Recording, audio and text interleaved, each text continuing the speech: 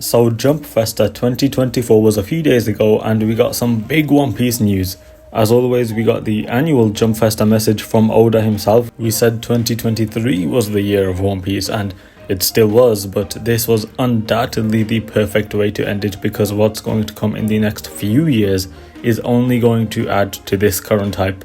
So I'm going to go over Oda's message, what I interpret his cryptic words and hints for the future of the series to mean, and then onto my thoughts of the remake of the series from chapter 1 that is now in production.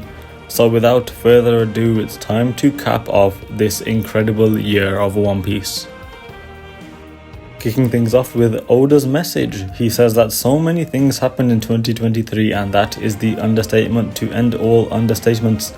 He mentions a couple moments, first the film Red Encore re-release in Japan, and knowing how big One Piece is in Japan, I can only imagine how big that was. Then the live action, which was an undeniable success. He brings up the struggles and relief, and I never really thought about this, but just imagine the amount of weight on his shoulders during all of the build up to the live action adaptation's release.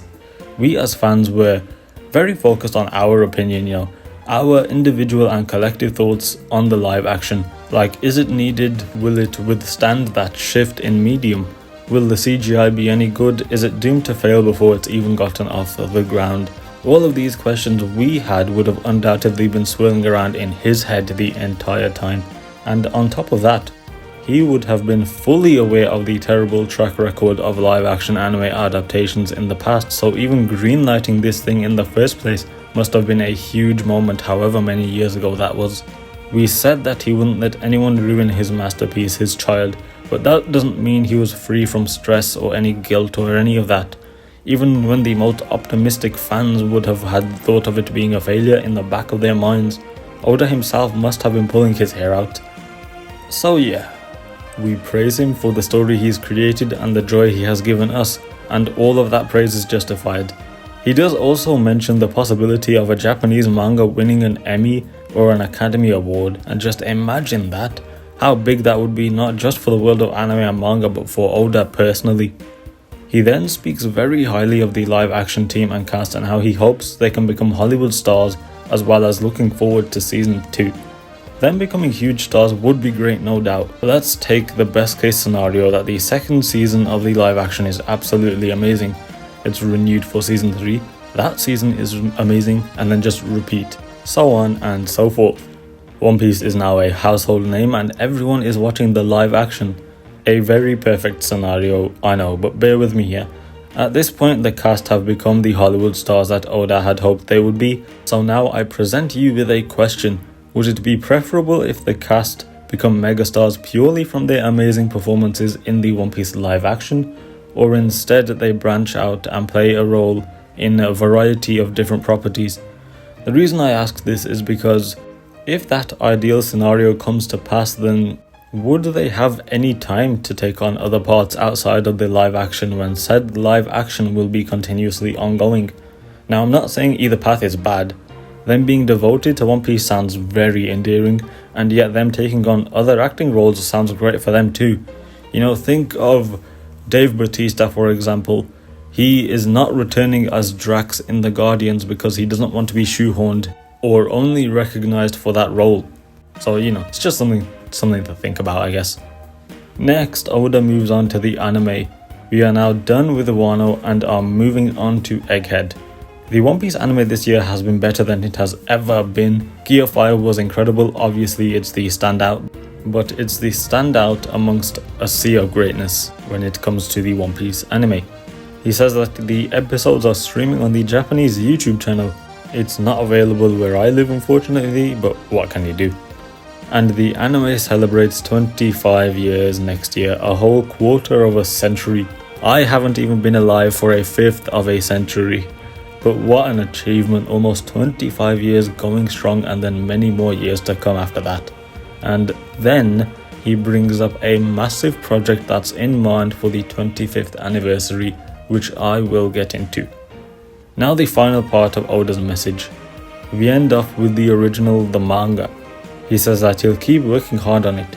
Obviously, we all know that he puts his all into this story, and I think it was reported ages ago that he only gets 3 hours of sleep or something like that, and I assume that hasn't gotten much better, because at the live action, this upcoming project he mentioned, and so on, it's like he doesn't have any downtime at all. So what I'm trying to say is a simple sentence where he says, "I'll keep working hard on the manga as well," has a lot of blood, sweat and tears behind it. Anyways, back to the actual manga. Potential spoilers here, by the way, and I will be mentioning the current manga here as well, so spoilers for that also. If Luffy and the others leave Egghead safely, they should be going to that island. Okay. Surely this is Elbaf. Warland Elbaf, home of the giants. I mean, where else is there left for us to go? Hachinosu, the pirate island? I don't see any need to go there directly. Lodestar Island? Maybe, but I don't think it's significant enough to be referred to as that island. And it's obviously not Laugh Tale. I mean, we don't even have all the road poneglyphs yet. So all paths point to Elbaf. Even the information we are given in Egghead leads to Elbaf. The giants gathering all their research of Ohara, the revelation of Soul, the fact that Vegapunk says that Elbaf is nearby. Never mind how significant it is to Usopp's story, and it's been built up for like 2 decades. So if it's not Elbaf, then I think it's most likely going to be some brand new island. Moving on, the battle between that character and that character may lead to unexpected results. These 2 characters I initially thought would be Blackbeard and Shanks. Just because Shanks is on Elbaf and Blackbeard is on Winter Island, which are right next to each other, and this is one of the fights which we think is inevitable, and it seems plausible that this fight would happen before the final war.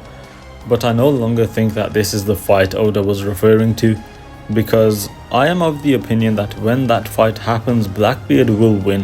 Whether it be fairly or not, he would win, and Shanks would be possibly most likely dead, or on the verge of death at least. And yet Shanks hasn't even met Luffy again, so we still have the whole other step to get before this, unless Luffy returns the hat to Shanks after the fight. Luffy standing over Shanks' beaten body and placing the straw hat on his head.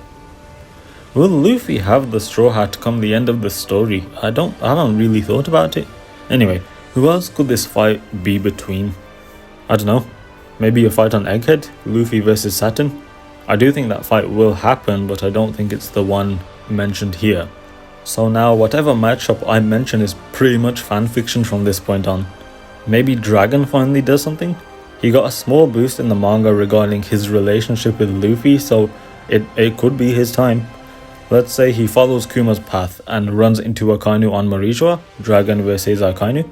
You know what, I'm sticking with Blackbeard versus Shanks, I'm locking that in. Otherwise, I don't know.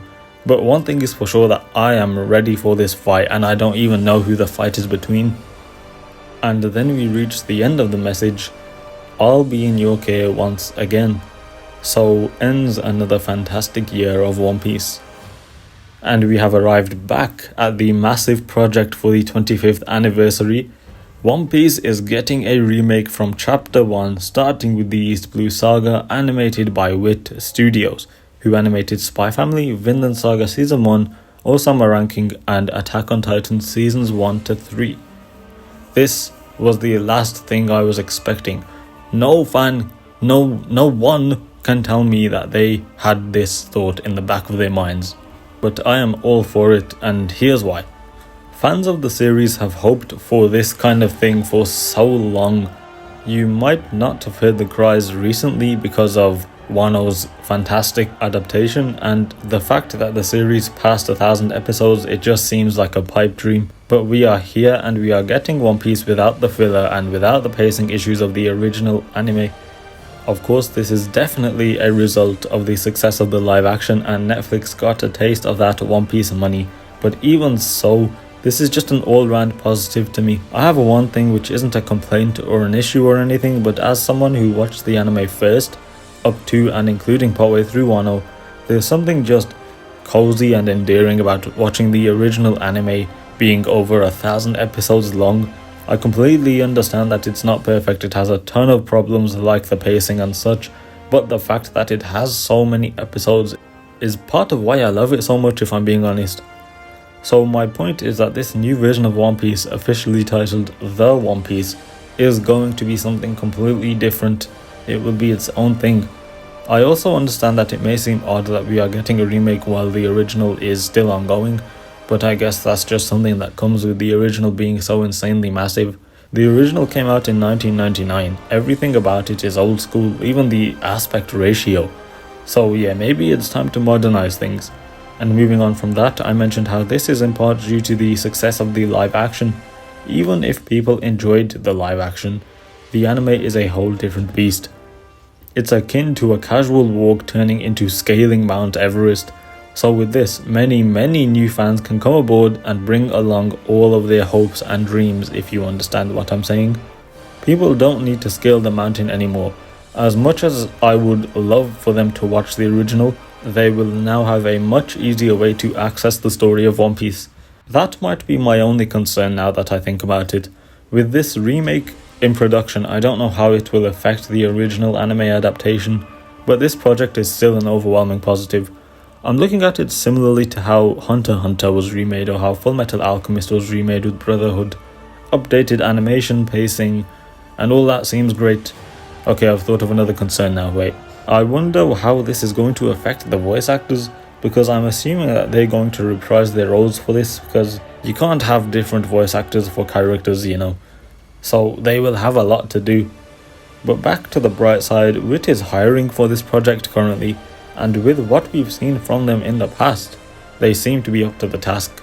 I'm assuming it's going to be seasonal, which should satisfy the people who wanted the original to go seasonal, which, let's be honest, was never going to happen. So this is amazing news. The One Piece is truly real, and that is how you cap off this year. With everything we got from the manga to the anime to the live action, you wouldn't believe that there's anything that would be able to add to that, never mind top that, because we've already been given everything we could have ever asked for, and then we are presented with this. Somehow, they gave us something that can stand alongside everything else I mentioned, something that will only add to the legacy of this gargantuan franchise. One Piece fans are being spoiled, and it's as simple as that.